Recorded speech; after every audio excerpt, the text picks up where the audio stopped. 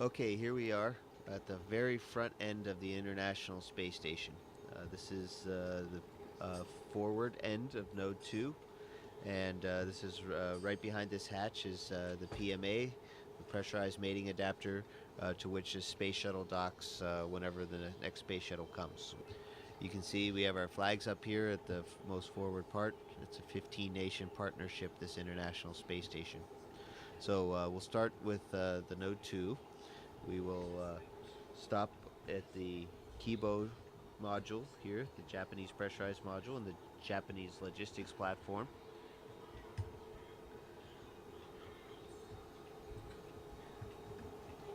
We'll stop back there in a second. We'll take a look in the Columbus module, pride of the European Space Agency, and our pride too. And then you can look down the stack, and you can see several other modules, and even into a little bit into the functional cargo block, the FGB, and then the service module. So it's a really big space station that we got. Welcome to Kibo. Please enjoy and relax in this brand new, the most spacious and quietest room in the ISS.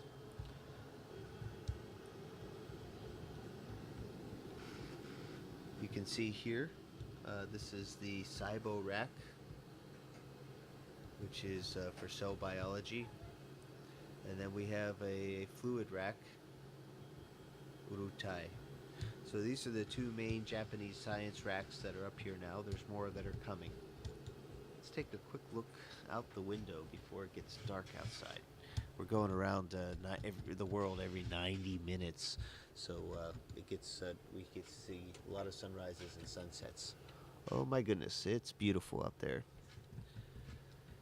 So this is looking out the port side of the space station, and we're actually also on the front side, so front port side of the space station. And let's take a look what we can see out there. We can see the robot arm I was talking about, the GEM RMS. Those orange things are the solar arrays on the port side. And you can see we have a full set, and 15A STS-119 is going to be bringing up the last solar array on the starboard side. And take a look. There's our beautiful blue planet there. And looking at this and where we are, I'd say we're over the South Indian Ocean. You can actually see some icebergs down there. So we're actually probably between Africa and Antarctica. You can actually see the different shades of the blue water. Okay, so now fly with me. We're going to go to the Columbus module.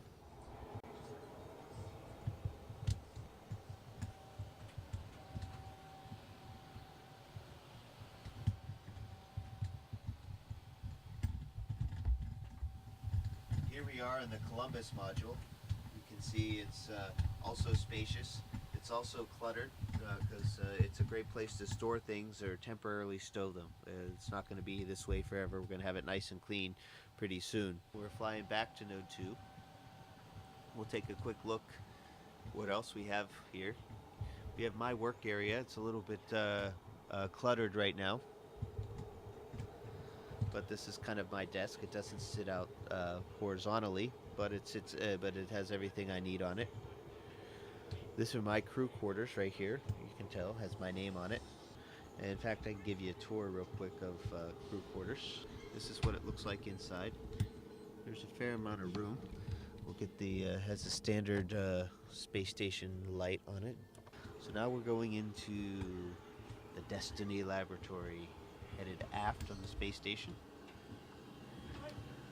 And there's my crewmate, Sandy Magnus. She's getting her exercise in for today. This rack is the oxygen generation system, and we have a few too many things on this rack, and we're in the middle of cleaning it off, not to interfere, but you can see oxygen, we're making oxygen, and when we make oxygen, we're breaking down water into hydrogen and oxygen, and the oxygen comes right out here. The water we're making either comes from the condensate from the air conditioning system, the water that's in the air, or urine. So this is a really neat regenerative life support system. And now we're going to go back into one of the first modules, Node 1, which is also called Unity. This is our pond or wall of water that's down here. We have different kinds of water, and these are called contingency water containers, CWCs. And you can see different kinds. There's water that you can drink, and water that you can use for other things like flush water or generating oxygen. Now here's the airlock. As we go, the Quest airlock. This crew lock is a hatch that goes outside into space. So you can see that hatch right there. In the meantime, we're kind of storing EVA related things here.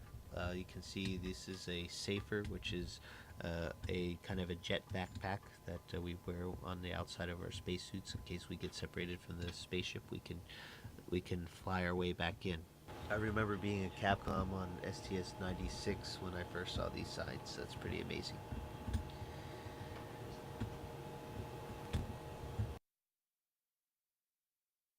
And we're floating into the Russian side of things. First and foremost, we are now in the pressurized adapter part of the functional cargo block. We call it the GA, and it's also a docking port down below. As you carefully look down below, you can see the hatches, and inside what you can see in front of us is the docking mechanism for the Soyuz.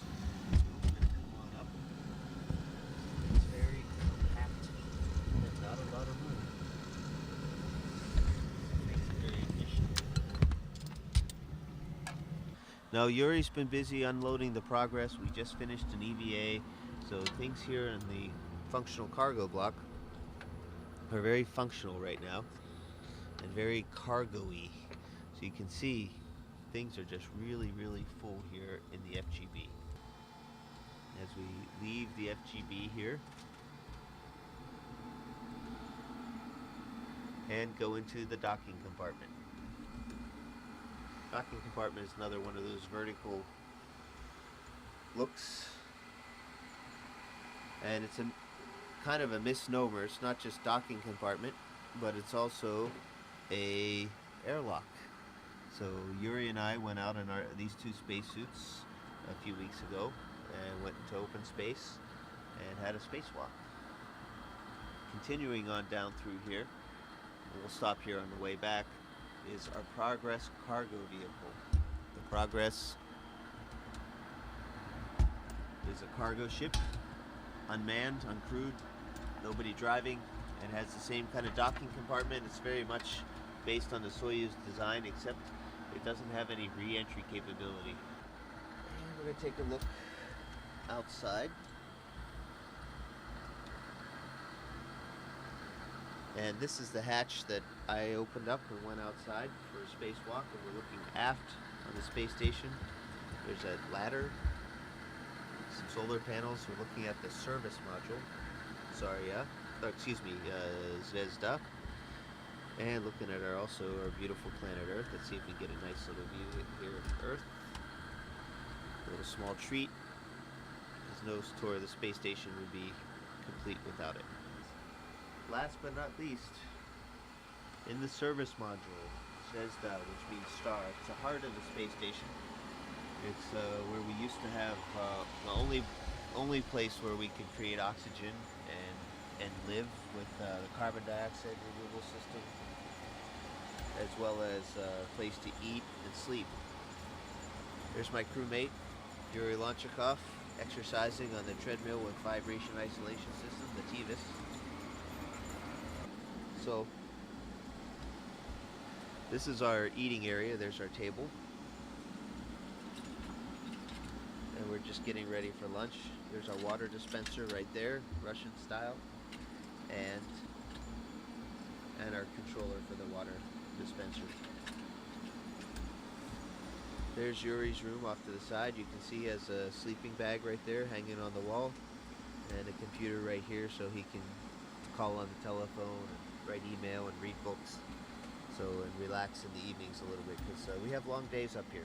This is a surprise visit that you guys are paying on us today, so things aren't cleaned up, but they're real. This is exactly how we work and live in space. And that'll wrap up the tour. This is the International Space Station. A very good example of what human beings can do when we work when we work closely together.